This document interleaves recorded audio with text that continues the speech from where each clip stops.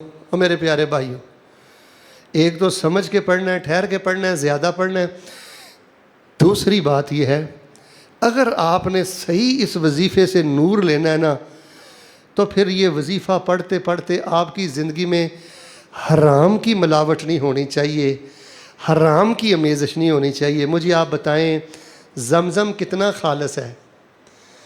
اگر کوئی بدبخت اس میں پیشاب کے قطرے ڈال کے پیے، دودھ کتنا خالص ہے اگر وہ اس میں غلاظت کے چھینٹے ڈال کے پیے۔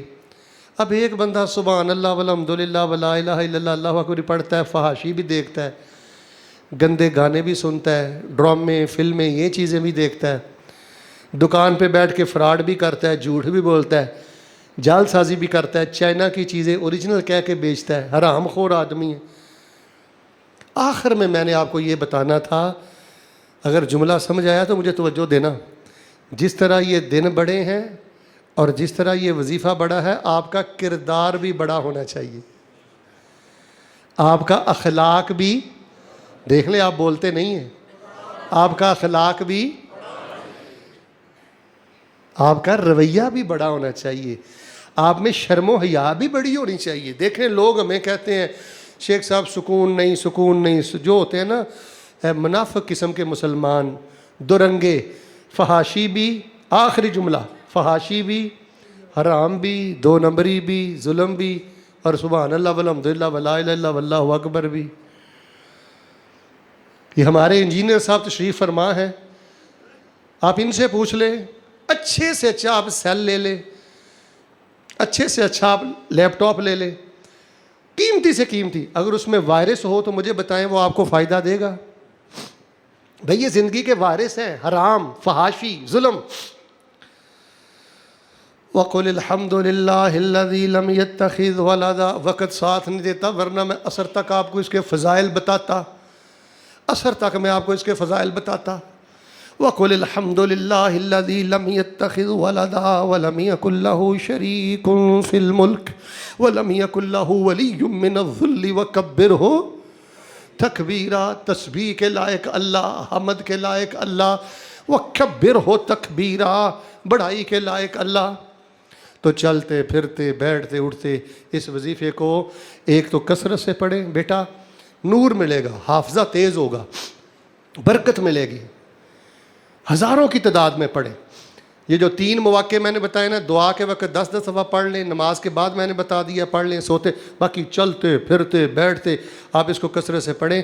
اللہ رحمت کے فرشتے آپ کے دوست بنائے گا، خیر و برکت عطا کرے گا، خزانے عطا کرے گا، اور اسی طرح اپنے کردار کو بھی بڑا کریں، معاملات کو بھی بڑا کریں۔ دیکھیں یار نیکی میں خطرناک جو بدی ہے نا، اس کی ملاوٹ اور آمیزش نہ کریں، خالص نیکی کریں، اللہ کی بارگاہ میں انشاءاللہ رکھیں، اللہ تعالیٰ آپ کو بڑی برکت۔ کوئی بھی چیز جب ملاوٹ والی ہو جاتی ہے نا، اپنا فائدہ چھوڑ دیتی ہے، اپنا فائدہ۔ انجینئر صاحب اگر سیمنٹ میں ملاوٹ ہو جائے تو وہ طاقت پاور نہیں رہتی سیمنٹ میں، آپ وہ عمارت کھڑی نہیں کر سکتے۔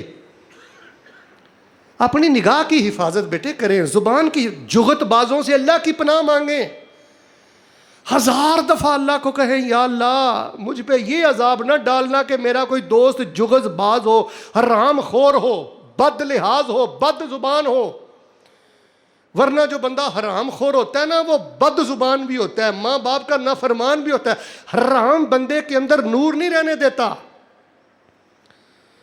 زندگی کے ہیں 2 جہاں، ایک یہ جہاں ایک وہ جہاں، ان 2 جہاں کے درمیان اس سانس کا ہے فاصلہ، گر چل رہا ہے تو یہ جہاں، گر رک گیا تو پھر۔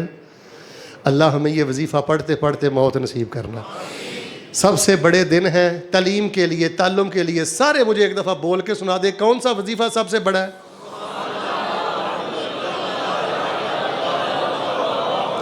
یا اللہ گواہ ہو جا، ہم جتنے بھی گناہ گار ہیں نا، ہمارا عقیدہ یہ ہے تیری ذات بھی پاک ہے، تیری بات بھی پاک ہے، اور تیرے بارے اللہ ہمارے بارے تیرا فیصلہ بھی۔